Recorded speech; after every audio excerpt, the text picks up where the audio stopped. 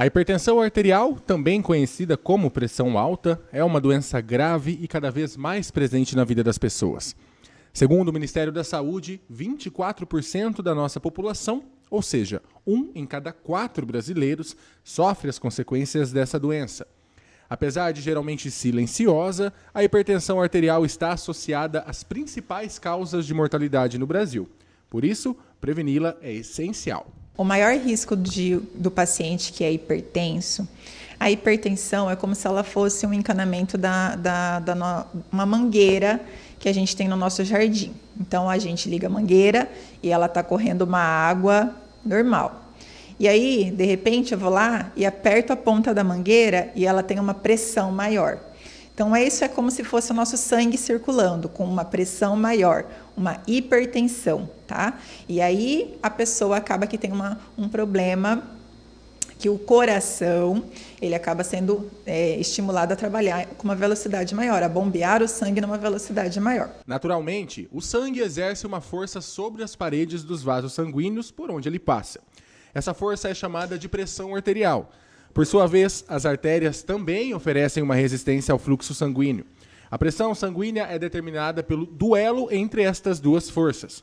Quando a pressão sanguínea é muito alta, as artérias por onde o sangue passa são agredidas. Como consequência, elas se tornam mais rígidas e estreitas. Assim, a circulação é dificultada e o estreitamento facilita o acúmulo de gorduras e placas que podem obstruir as veias e artérias. A falta de exercício, porque quando a gente faz exercício, a gente tem um condicionamento físico, tem uma melhora da circulação, tem uma melhora do nosso condicionamento, né, no corpo geral. A alimentação, a má alimentação é uma das maiores causas do aumento da pressão. O ganho de peso e a obesidade, né, que também dificultam a nossa circulação sanguínea.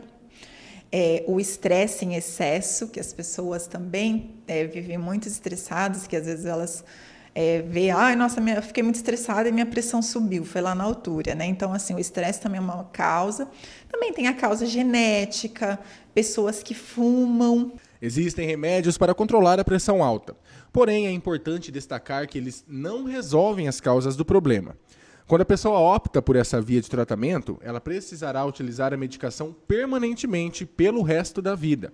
Além disso, todo medicamento gera efeitos colaterais, que podem causar uma série de transtornos e incômodos. Existem ainda alimentos que ajudam a controlar a pressão alta. O alho e a cebola, por exemplo, são conhecidos pelo seu efeito hipotensor. Da mesma forma, vegetais como o aipo, aveia, sementes de linhaça e alcachofra são especialmente benéficos para pacientes hipertensos. Muitas vezes a gente já ouviu falar que quem tem pressão alta, que é a hipertensão, deve reduzir o sódio, que é o sal, né? Comida muito salgada a gente tem que reduzir. Isso é uma verdade. Porém, a gente também tem que reduzir alimentos que se transformam em açúcar, porque isso também traz uma retenção de líquido, o que aumenta a circulação e aumenta a pressão. Quais são esses alimentos que se transformam em açúcar, em glicose dentro do nosso organismo? São as massas, o arroz em excesso, o açúcar, os doces, o refrigerante, os sucos em excesso. Seria importantíssimo que as pessoas evitassem. O que elas deveriam consumir em maior quantidade no seu dia a dia? Legume, verduras, sementes oleaginosas, que é castanha, amendoim, nozes, quem tiver oportunidade, ou o próprio coco mesmo, a castanha do coco.